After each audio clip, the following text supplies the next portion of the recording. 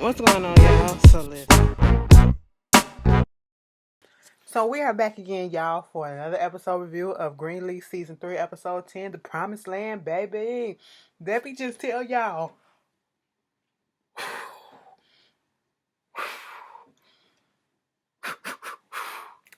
Bitch! This episode, and we got 3 more episodes to go. They are about to take us through it. Did y'all see that preview, okay? The preview of what's coming on for the rest of these 3 episodes. The part that got me was in when they were in the church, and everybody was like, and people in the audience crying and shit. I'm like, what the fuck happened? I cannot wait. We got 3 more weeks of this stuff. Oh my God, my nerves are bad. This show, this season alone has been so fucking good and drama filled. I cannot believe it. Okay, listen, I am so glad they got renewed for season 4 because, baby, I feel like this season finale is going to take us there through the motherfucking roof, bitch. Listen. So the episode starts off, May out here, she typing up something. And she was like, something about your father. That's what we saw. That's what us as the viewers can read. And I was like, what is this about? To her children and something. So basically, she sent this letter out to the whole family. Okay, the grandkids and the kids. And I said, baby, what's going on with this? May started reading that letter and narrating for us because, she knew that the viewers was nosy as shit and we wanted to know what was going on. Baby, I'm sitting here.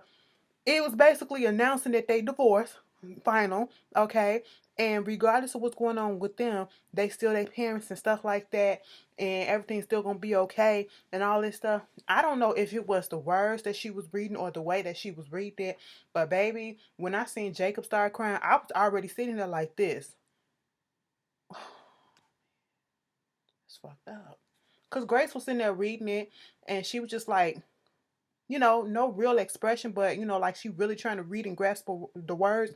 But then when Jacob was sitting there and he was laying on Carissa and them tears started coming out, bitch, my eyes started watering up. I said, no, the fuck you won't do that. I see Zora little ass reading the shit too. I said, oh, so you want to be part of the family now? Okay. So no more green leaves today. I was just like, oh, this is so sad because I already told y'all if my let me not put that in the universe like that. Strike it away. Strike it away, Lord. You know. And so then we see this scene with Carissa.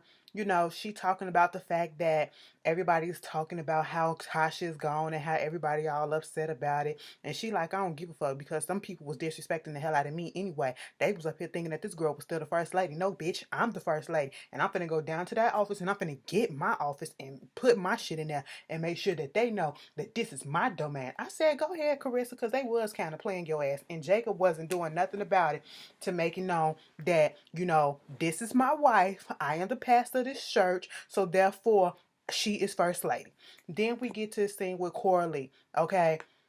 We get Grace and Rochelle coming out of some meeting or whatever, and they talking about the case and talking about somebody else that they wanted to help and seeing if they had enough money to, help this other woman. And if Rochelle can go talk to some of her other donors again. And then they mentioned Coralie, and Coralie just so happened to be sitting there. And Coralie want to take the deal that the DA gave or whatever, talking about something she gonna get 20 years in jail. And she was like, wait a minute, why would you take that deal? I thought first of all that the deal was over with. And was like, well, he came back up and gave me the same deal again, let me think about it. And I'm thinking that I'm gonna take it because of the simple fact that, I want to see my kids again. At least I can be able to see my kids and all this stuff. And she was like, Grace was like, is it because of me? Because if it's because of me, I get off the case, okay? I will get off the case. And then, she was like, girl, you can't convince me otherwise. She got up and Rochelle said, yes, I'm going to convince you. You're not going to take this deal, okay? You don't want your kids to go through the system. Me and my sister, we went through the foster care system and we was going from house to house to house and it was not a pleasant, okay, situation. It was the worst times, okay?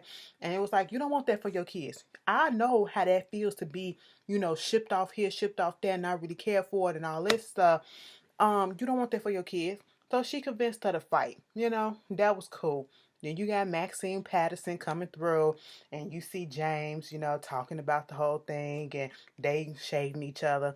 Oh, referencing to the Bible scriptures, and when Jesus came to town on the donkey, and she was like, he gonna say, well, who's the donkey? She was like, well, bitch, it ain't me, but I know you gonna be the ass. I said, well, shit, bitch. That was funny. And so at this point in time, Grace took the information that she got from Rochelle about her childhood, and she called Darius and said, "Bitch, I need you to look up some stuff about Rochelle. Okay, I got some more information."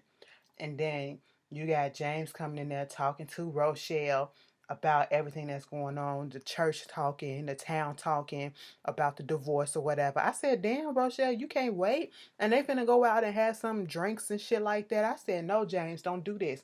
Don't do this, Bishop. Don't, it's too soon, Bishop. Now you already got people talking about you, y'all getting a divorce and y'all claim that it wasn't no infidelity or nothing else like that. But now you finna go off with this young hot thing, okay? Now everybody really finna be talking about the shit if they catch wind of what's going on. Okay, you know what's more gossip in the church than anything. Okay, come through, come stop. He just wasn't thinking. He's thinking with his little head instead of the big. You know, and so at this point, over there at Triumph Church, Carissa comes through. She got a new accountant, right? And so, he up there going through the stuff and he was like, "What is money coming from?" I said, "Girl, what are you talking about?" I said, "Bitch, they done found it. This dude ain't even been there for a whole day, it seemed like. And he already got stuff mapped out about this account it's like money being funneled from this account to various accounts, but then it looks like what? No, it's going all to this one account." And so at this point, Carissa trying to figure out what the hell is going on. And, there was like all this money being transferred here and there, here and there. And so she got to get down to the bottom of it. First, she got to call Tasha and see what the hell is going on, too. Okay? Because later, what we find out is that Tasha and them, I'm going to say Rochelle, that paper that she had Jacob sign and say that it was the real church, that bank account, to open up that bank account for the real church that he used to have and that he did not look and see what he was signing. Yeah, they was funneling cash from the actual church to that church, and it was like over $200,000. I said, in the words of Funky Dineva, Tasha Skanks is up here trying to steal from the church, baby. I said, "God damn, taking money from the church." I said, that did not make no sense. I said, this is all Jacob's fault because he did not stop and look at the paper. I don't know how many times we gotta tell y'all get some stuff, read the fine print and read the big print, okay? Read everything. And if you don't understand that shit, either look up the goddamn words, okay? And if they make it a hurry that they gotta hurry up and sign this, don't sign that shit if you don't understand what the fuck you signing, okay? You ain't trying to get tripped up. Isaiah and Zora. Lil Chico DeBarge, okay, he up in a studio doing some little press or whatever on the radio, talking about his new album that's coming out and all this stuff. It's a magulation and all this stuff. What's gonna happen? I'm up here saying big words to y'all, expounding y'all vocabularies and stuff. I said, "Boy, if you don't shut your little dried up jerk her head ass up, okay?"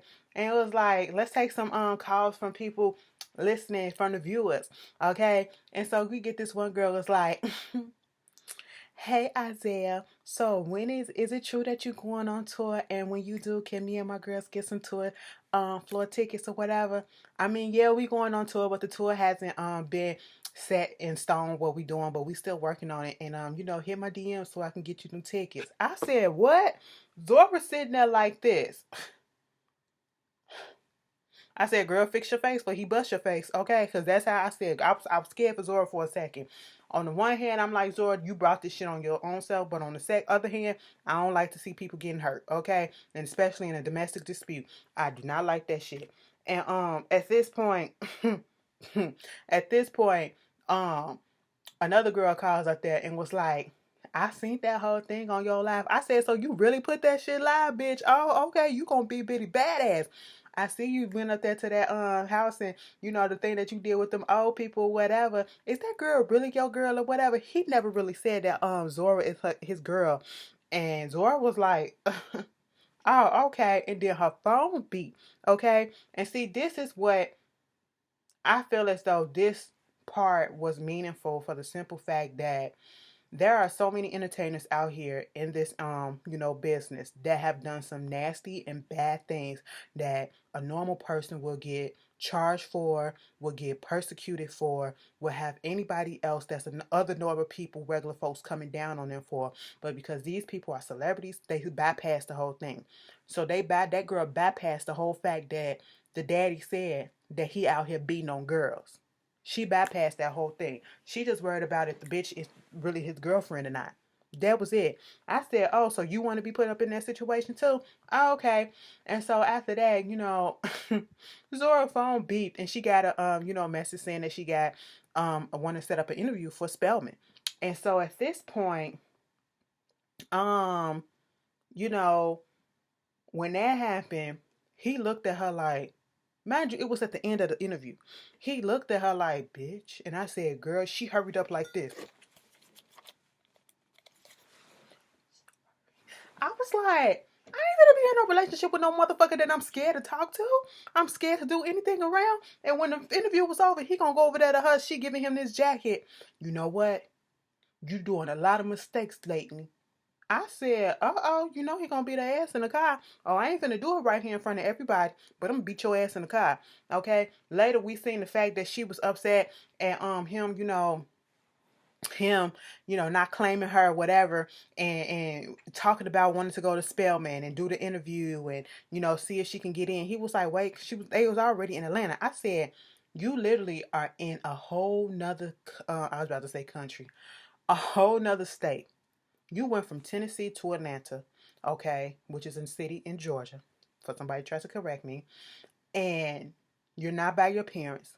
This boy that took you away from home, probably not really that far, but still took you away from home, isolated you from your people. You can't go to the school that you want to go to, and then he had to throw it in your face that last time I checked, Spelman don't take high school dropouts, okay? And then gonna tell her, I thought you came down here for me, not for no damn Spelman, and I need you to be with me on this tour 100%, okay? And she was like, be with you for 100%. You can't even claim me as your girlfriend. He said, well, when you do things to deserve to be claimed as a girlfriend, then I will.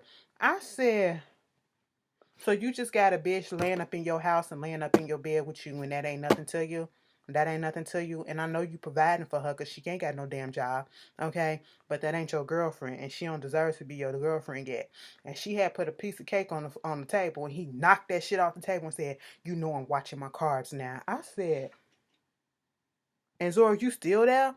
And we seen at the end of the episode when Zora saw that application come through saying that her application was reviewed and called to make an appointment for an interview for Spelman, and it seems like she gonna go ahead and do it. Trust and believe, I thought when they were showing him sleeping on that couch that she was about to get up and get her shit and leave. Okay, I really did, but I said that's too much like right, so no. But anyway, let's just get on this whole thing with, oh, what happened? Darius found out about Rochelle Cross.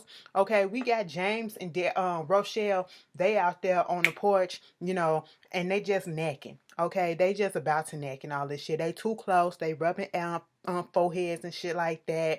He talking about something. He got to get his own place. He can't be staying over here by the freaking across the street from the mortuary and all this stuff. I said train tracks too. Okay, that'd be annoying as hell to have to go to sleep with the train just keep coming past. And all that stuff. No, ain't nobody got time for that. And they just chilling like it's all good. I said, bitch, you ain't even let the fucking ink dry on the goddamn divorce papers yet, James, okay? And y'all too close. Separate, okay? Separate. I'm just not here for all of this bullshit that's going on, okay? Y'all fucking with my emotions, all right? And then, you got Maxine Patterson going in there talking to Grace, trying to see what's going on with the situation between Grace and her mama. I said, girl, first of all, you being nosy as shit. Second of all, please spill the tea. Okay. Grace, what it is that you know. All right. And then we seen this part where she went and she said the same thing to Maxine. Girl, what's going on? They sitting there singing Amazing Grace or, something like that, or His Eyes is on the Sparrow. And next thing you know, she was like, so what's this issue going on between you and your daughter? And she was like, what are you talking about? I'm talking about Grace. Bitch, she got the fuck up and left up out of there. She was like, girl, this is what I'm talking about. Don't do that. Don't do that. She was like, girl, you see the time. I gotta get the fuck up out of here because I got a goddamn appointment. But I'll talk to you later. I said, Lady Mae, what you hiding? What you hiding? You got up so guiltily. And I just said, bitch, what's going on, lady? What's going on, lady? let us know. Inquiring minds would like to know. Because we've been wanting to know since season fucking one, what's your problem with your daughter, okay? Because it's been blame Grace ever since she came back into the picture. Bitch, probably been before, okay? What, because she became the pastor that you didn't want to come? That you couldn't come? Oh, but it ain't her fault that you allowed yourself to follow a man and be second to a goddamn man, okay? That ain't her fault. That's your fault, all right? Get that shit together, Grace. May, I should say. I was like, girl, what is this? What is this? And then we got Charity. Let's not forget Charity in this whole storyline. Charity almost thought she had a boo this episode, and I was almost happy for it too until he said some things that was like, excuse me? What the fuck you won't do is do this, okay? Some guy, I think he worked with Maxine Patterson, you know, they was getting some stuff together, and, you know, he was like, you know what? Before we start this meeting, let's start this meeting off with a prayer because I feel like it just set the mood and let everything go flow right. And Charity was like, okay, you cute and you godly. All right. Okay. And they said it there. They had the little prayer and all that stuff. And then next thing you know, she was like, girl, this was a really nice meeting. And you were right. You know, we should have had the prayer and everything. It did set the mood right and everything. And it was like, you know, this place so-and-so. It was like, yeah, you want to go out for some drinks or dinner later? I mean, we can. It was like, you know, but I do have to get home to my son. And it was like, oh, I didn't even know that you was a married woman. It's funny that you would put those two together. But no, I'm not a married woman. You know, his father is in the picture. His father is gay.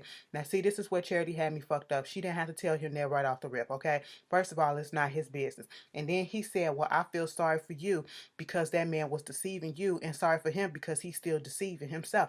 And the way that he said that shit, it was laced with so much judgment and so much okay? Like, he don't like gay people or whatever. And then Charity called him out on that shit when she called the phone and was like, he still went to the restaurant or whatever. He didn't go to the restaurant. They wanted to reschedule. And she was like, you know, something been bothering me about what you said about my Kevin. You know, he is my baby's father, and just because he was going through what he was going through, that don't change that. And the thing that you said about him deceiving and all this stuff, well, he was deceiving, and he's still deceiving himself, living that life of sin as if it's okay. And she was like, first of all, you don't know him. Second of all, he went through a whole bunch of shit, okay? So you don't know the situation for you to be coming at him like that. And third of all, you being judgmental as fuck. And this ain't gonna work. Click. He was sitting there like, wait a minute, what? And I said, good job, Charity, because you know Charity thirsty for somebody to be in her life. Okay. When is it gonna be my turn? That's Charity. But she hung up that phone. I said, for once you did something nice. You did something good. You did some good, okay? And then, you know, we get this whole shit with Tasha T.I. Skanks. Tasha Skanks is at home, drunk as shit, sitting there with that Jack Daniel bottle like this. The phone is just ringing. She gets the phone and she was like, oh, now you want to call. It was Jacob or whatever. So now you want to call me and all this shit. Whoop-de-whoop. Then the phone started ringing again. And then we see somebody knocking on the door. And she gets up. I said, this bitch is literally drunk as fuck on the couch crying over somebody else's husband. First T.I., allegedly. And now you got her crying over Jacob. I said, girl, if you don't get your ass up, you dry your goddamn face and get your ass up and go do something with your life, okay? Rochelle came up in there and was like, bitch, what the fuck is your problem? She was like, why you ain't over there at Calvary? At Triumph. Cause I quit. You quit? Bitch, what the fuck you quitting for? Oh, you fucked around and fell in love with this man? She was like, girl, if you don't get your shit together. She was like, I'm not doing this shit no more. Rochelle said, okay, we'll see. It was like, and Basie, you know, what would Basie say? Fuck Basie. That's what she wanted to say. I'm doing the interpretation because it's a Christian show. You know, no cursing, all that stuff. Fuck Basie. I don't even know if that bitch still alive. That bitch probably dead. Why would you think that? Because I don't even know where the fuck he at. I said, oh, okay. Okay, calm down a little bit. And so later, after Carissa figured out all this stuff that was going on and figured out the amount of money, she showed Jacob. Jacob was like, I don't even know how this happened. She did give me some papers or whatever, so this ain't on me, but we got to call her. So they finna get ready to call her. She not answering the phone. Carissa called her, right? And all of a sudden she wake up because she was drunk as shit. And she was like, hello? Girl, I'm sorry. I'm not a bad person. I just, sometimes you just do bad things. Wait a minute. Sometimes you think you're not a bad person, but you really are a bad person. But it did. I mean, if you do bad things, that means you are a bad person, even though you want to be good and shit. She was like, "Girl, is you drunk or high? What's going on with you?" I kissed. I did a bad thing. What bad thing did you do? Okay, what you can tell me about this? She was about to ask about the accounts. Okay, that's what she was about to ask. She was like, "It was only one kiss. It was only a kiss. That's what it was." She was like, "Bitch, what?" Of course, Carissa went back to the house and was like, "So you kissed that bitch? You kissed that bitch? Is she the reason why? Is that the reason why she left? Because you kissed her? Okay, you's a bitch. You doing this shit all over again? Bitch, you need help. You sick as fuck." And I said, "You just not realizing that?" I'm just saying, I ain't gonna say he's sick, but once a cheater, always a cheater for some people. And that's with Jacob. I don't care if he went on ahead and didn't fuck the bitch. You cheated by kissing on her, okay? Because you willingly kissed that bitch the second time y'all kissed, okay? And so, hey, it is what it is. She pissed off and she was like, "And now we up in this mess, okay?" I'd be mad as hell too. Finances fucked up. We about to be indicted on some goddamn fraud shit because that's exactly what it looked like. And then you out here sucking on other people's lips, the top chef, you know what I'm saying? And she was in her feelings about that. Understandable. Understandable this time, Carissa. Well, you should have known better because you took his ass back. This man was right underneath your nose fucking the bitch that works in the church, okay? Right during the church service, okay? When he was supposed to be sitting on the stage with you, he was back there in the closet fucking that bitch, okay? We ain't forget season 1. But then after that, you know, at the end of the episode, Tasha get another phone call. She wouldn't answer because they was calling her phone trying to answer and talk about the goddamn accounts. She wouldn't answer because she was just drunk. And then somebody started knocking on the door. She was like, "Rochelle, get the fuck away from my door. I told you I ain't coming. I'm done." Bitch, when she gets up there, she get that lamp and she was like, "I told you, bitch, I ain't coming to the motherfucking door." She was like, "Bitch, what the fuck you want? You got 5 seconds to get away from my door." And Rochelle looked at her like, "Okay." And she just slowly walked away and then Basie creeped around the corner and said, "What's up, Tasha?" She was like, "Basie, Basie." And he was like, "Tasha, Tasha." You notice how he put his hand on the back of her neck. I said, "Don't choke her out right here, okay?" "Tasha, Tasha." He just kept on saying Tasha. Tasha tried to touch his face. He blocked that shit. I said, "Uh-oh." And pushed her back to that wall. "I hear you been a bad girl. Now let me just tell you something. Let me just tell you something. I gotta go there." Something about that scene, it was almost abusive because I didn't know which way he was gonna go. But the shit almost turned me on too. I said, "Oh, that's kind of hot. What y'all finna do?" "Tasha, Tasha, you been a bad girl." I said, "Bitch, don't say it like that. You finna whoop your dick out and do something to her? What's happening?" Okay, she drunk as shit. That ain't right. That ain't right. But it was hot as hell. Forgive me, Lord, but it was, okay? But anyway, Rochelle had gave the information about Rochelle. No, Grace had gave the information about Rochelle to Darius. Darius had looked up some stuff about people in foster care, and he came up to 3 names. He ain't had no last name, but he knew that Cross wasn't her last name. And it was like for the time period that she supposedly had been in there, it's only one girl that had the that could have been there, and she had some foster parents that's still alive, and they still live in the same place. They went down there to the lady, and it was like, "Yeah, Rochelle and her sister so and so used to live here. Do you remember their last name?" Their last name was James. Okay, at this point, I can see the wheels and the mathematics going on in Grace's head like this: James, James. What have I heard that name before?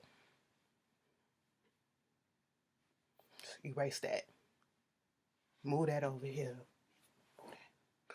Bitch, let me go call my dad. That's how it was, okay? She went over there to where the pastor was and was like, "Look, bitch, this shit about Rochelle. No, daddy, shut the fuck up. Rochelle is old dude Darnell James' son, child, okay?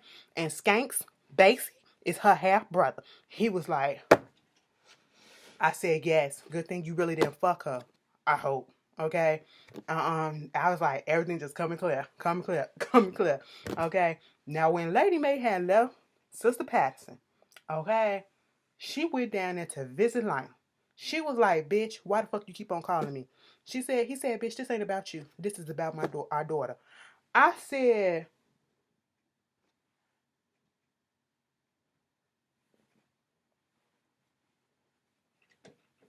what? My daughter? Our daughter? I said, bitch, who? Lady May? Gigi? What? Since season fucking 1, we've been saying, who the fuck is really Grace Pennis? Bitch. Bitch. I said, because that hair didn't come from neither one of y'all. I'm just saying, because Lady May, you wearing a wig, okay? Let's see what it is underneath that hair. I said that hair a little bit too. Who on his side of the family got some hair like that? Okay, that texture and stuff. We knew because you got too much hate and animosity towards this girl for that girl to. Who now we done figure the shit out. Lionel her daddy. Lionel her daddy. Lionel her daddy. Lionel her daddy. Allegedly, Lionel her daddy. Girl, this episode blew the fuck out of me and it was so good. Girl, I can't wait till next week. Y'all tell me how y'all felt about it. If I missed something, put it down in the comments. Put down in the comments, how do you feel like the next 3 episodes will go and the revelations that they will come through with? Bitch, I cannot wait. What do you think Basie is about to do? I want to know that. What do you think was said at that church to make everybody go, I just want to know all of that, okay? Put that down in the comments and I will see y'all later. Peace.